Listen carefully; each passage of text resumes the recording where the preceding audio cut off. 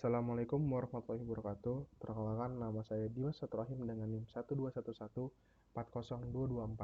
Di sini saya akan mempresentasikan tentang tugas besar metode penelitian kelas RC yang berjudul Perancangan Sistem Informasi Tempat Ibadah berbasis website dengan menggunakan metode waterfall studi kasus Masjid Baitur Rahim Korpi Raya. Masuk pada bab pertama, yaitu pendahuluan. Apa sih yang melatar belakangi dalam studi kasus ini? Ialah Masjid Baitur Rahim Korpi Raya di Bandar Lampung diperlukan oleh masyarakat sebagai pusat kegiatan keagamaan dan sosial.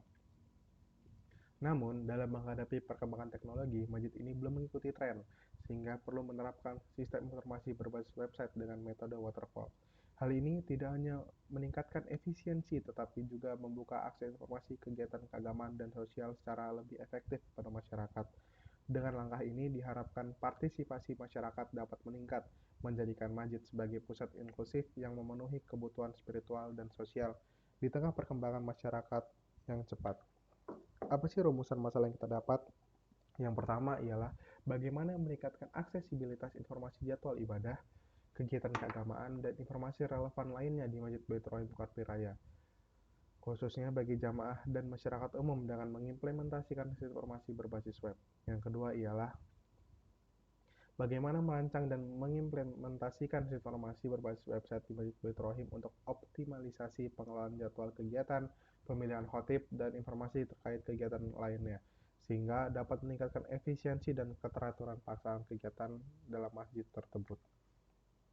Tujuan penelitian dari studi kasus ini ialah untuk optimalisasi pengelolaan jadwal kegiatan, pemilihan khotib, dan informasi terkait keagamaan lainnya, sehingga dapat meningkatkan efisiensi dan keteraturan pelaksanaan kegiatan keagamaan di masjid tersebut. Yang kedua, merancang dan mengimplementasikan sistem informasi yang dapat mengoptimalkan pengelolaan jadwal kegiatan, pemilihan khotib, dan informasi terkait kegiatan lainnya di Masjid Baitur Rahim dengan tujuan meningkatkan efisiensi dan keteraturan pelaksanaan di kegiatan keagamaan.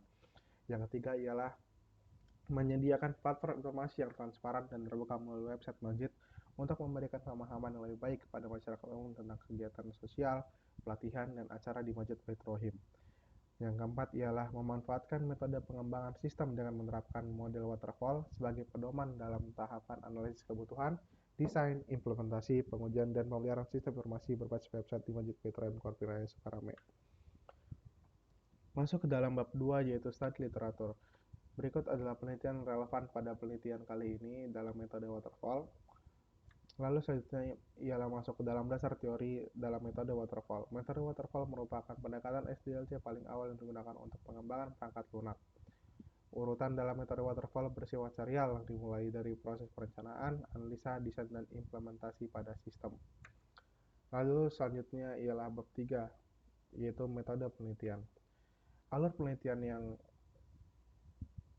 ini mengikuti untuk metode waterfall. Yang pertama ialah requirement analysis, yang kedua ialah system and software design, yang ketiga adalah implementation and unit testing, yang keempat adalah integration and system testing, yang kelima ialah operation and maintenance. Masuk ke dalam desain sistem. Bisa lihat pada use case diagram.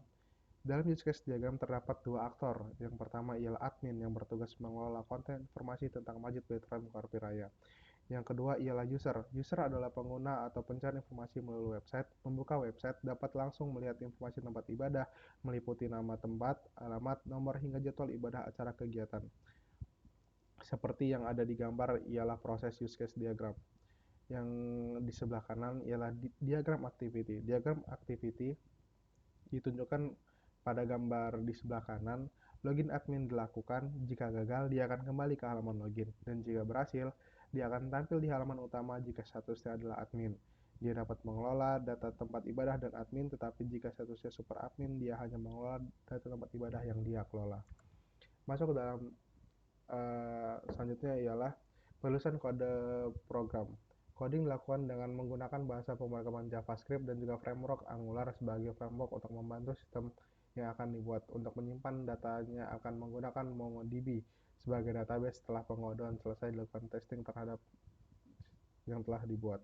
Yang selanjutnya ialah pengujian sistem.